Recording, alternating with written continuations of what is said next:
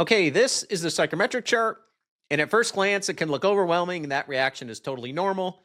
The key thing to remember is that there is nothing new on this chart. All right, so let's start with a basic shell or outline of the psychrometric chart, and we'll start filling this in one property of air at a time. First, we're going to start with dry bulb.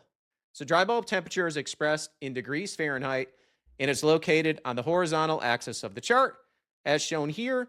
As you can see, the numbers run from -10 all the way up to 130. Different charts have different scales. I think the one we typically use in this class goes from 20 degrees to 130.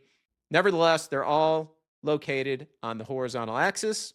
And as you can see, they increase as we move from left to right. So the way you would read this is if you're looking for 90-degree dry bulb, you'd find 90 here, and anything on the intersecting line would represent 90 degrees dry bulb. Important to note, as you go from right to left on the chart, you are cooling the air, decreasing in temperature. All right, wet bulb temperature, expressed in degrees Fahrenheit. The wet bulb temperatures are located on the saturation line, okay? We'll go ahead and fill a few of these in.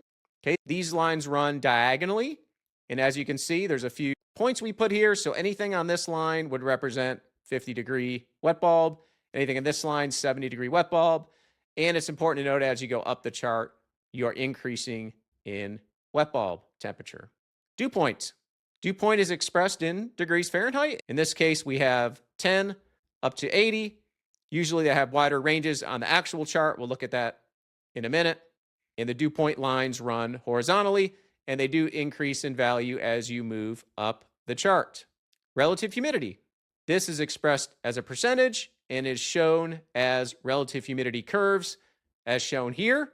One thing to note, as you move from right to left on the chart, you do increase in relative humidity. Humidity ratio, expressed in grains per pound of dry air, is located on the vertical axis right here, and the lines run horizontal similar to the dew point lines. And as with the dew point, as you go up the chart, you're increasing in humidity or grains per pound of dry air. Enthalpy, expressed in BTUs per pounds of dry air. These lines are also diagonal, similar to the wet bulb lines, and they do increase as you go up the chart.